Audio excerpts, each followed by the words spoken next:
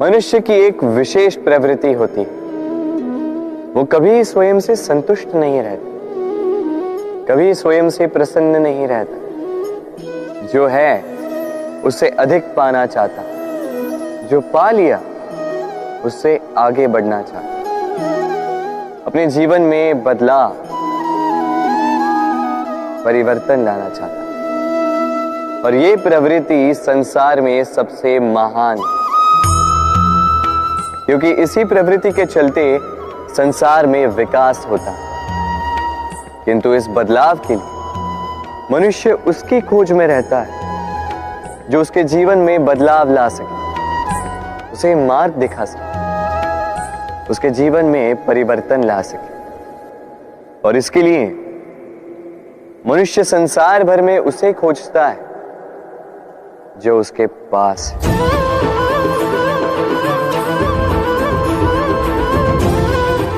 बताइए कौन? यदि कोई आपका जीवन बदल सकता है तो दर्पण देखिए। वो आप स्वयं है जो आपका जीवन बदल सकते हैं। वो आप स्वयं है जो स्वयं को मार्ग दिखा सकते हैं, जीवन में बदलाव ला सकते हैं, परिवर्तन ला सकते हैं। इसलिए पहचानिए अपनी भीतर की शक्ति को और विश्वास कीजिए, इस संसार में आपसे अधिक शक्तिशाली और कोई नहीं। जीवन बदल जाएगा।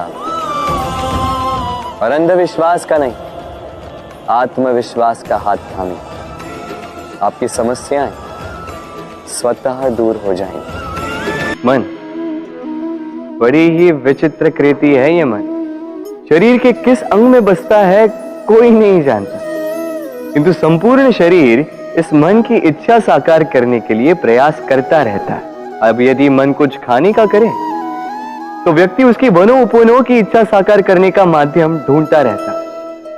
अब यदि मन किसी को शत्रु समझ ले तो व्यक्ति उसे नष्ट करने का हर संभव प्रयास करता है। अब यदि मन किसी से प्रेम करे तो उसकी प्रसन्नता के लिए हर सीमा लांघने के लिए सज्ज रहता है। परंतु जीवन सुखद हो, इसके लिए आवश्यक है कि मन खाली हो। इस बांसुरी की भांति भीतर कुछ भी नहीं, न राग है न द्वेष, तब भी तार छेड़ने पर स्वर निकलता है। इसी प्रकार मन को भी भावनाओं से मुक्त रखना आवश्यक है। स्मरण रखिए, मन में कुछ भर के जियोगे तो मन भर के जी नहीं पाओगे। भूल और मनुष्य, इन दोनों का संबंध कुछ वैसा है जैसा पंख और चिड़िया का, जैसा धारा और नदिया का। यदि भूल मनुष्य के स्वभाव का इतना महत्वपूर्ण अंग है तो आप सोचिए, इस पर लज्जा क्यों? इस पर लज्जा करना ठीक है ही नहीं। वैसे देखा जाए तो भूल हमें स्वयं को और श्रेष्ठ बनाने का अवसर देती है,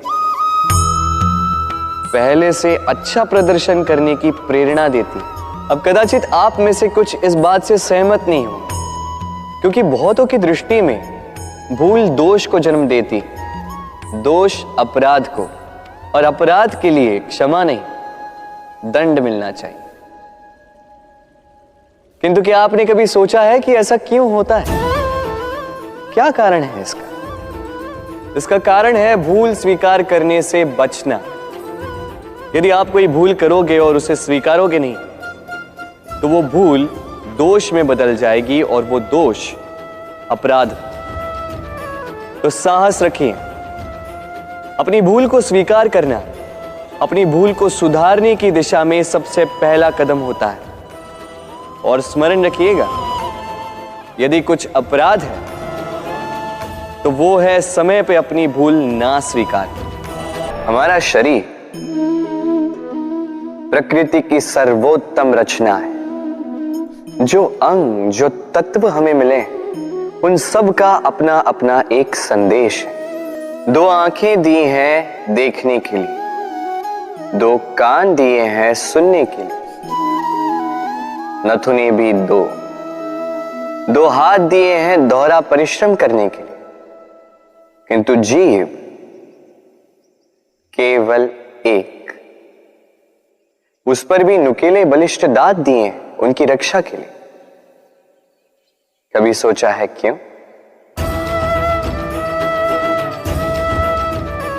क्योंकि शब्द और शब्दों का उपयोग मनुष्य का सबसे बड़ा शस्त्र है, जिसका उपयोग जितना सोच समझकर किया जाए मनुष्य जीवन में उतना ही ऊपर उठता है। तो समझे ना? देखो, सुनो, समझो अधिक, बोलो कम। मनुष्य का स्वभाव है कमाना, संग्रह करना, फिर चाहे वो धन हो, नाते हो, संबंध हो या हो प्रसन्नता। परंतु क्या आपने कभी सोचा है नियति ने यह संग्रह करने की प्रकृति मनुष्य में क्यों डाली? एक बीज से पौधा पनपता है, उसके भोजन से फल संग्रहित होता है। क्यों? इसलिए ताकि वृक्ष उसे स्वयं खा सके? नहीं, बल्कि इसलिए ताकि वो भूखे जीवों में बांट सके। अब आप पूछेंगे कि इसमें वृक्ष का क्या लाभ? लाभ है, क्योंकि जो बांटता है वो मिटता नहीं। जो फल ये जीव खाते हैं वो उसके बीजों को वातावरण में बिखेर देते हैं, जिससे जन्म लेते हैं नए वृक्ष। उसकी जाति, उसका गुण, उसकी मिठास अमर हो जाती है। इसलिए स्मरण रखिएगा, अमीर होने के लिए एक एक क्षण संग्रह करना पड़ता है, किंतु अमर बनने के लिए एक एक कण बांटना पड़ता है। कभी बरगद के वृक्ष को देखा है? कितना विशाल होता है। कभी कभी भय लगता है कि इन भारी डालों का बोझ ये तना सह भी पाएगा या नहीं। भय लगता है कि कहीं ये वृक्ष टूट कर न गिर जाए, किंतु नहीं। समय पड़ने पर शाखाओं से निकलने वाली ये बेलें धरती की ओर बढ़ती और फिर स्वयं जड़ बनकर इस वृक्ष को सहारा देती। इसी प्रकार जो परोपकार करते हैं, सत्कर्म करते हैं, उन्हें स्वयं के लिए चिंतित होने की आवश्यकता ही नहीं, क्योंकि उनके कर्म ढाल बनकर उनकी रक्षा करते हैं। इसीलिए जीवन में सहारे की नहीं, कर्म की चिंता कीजिए।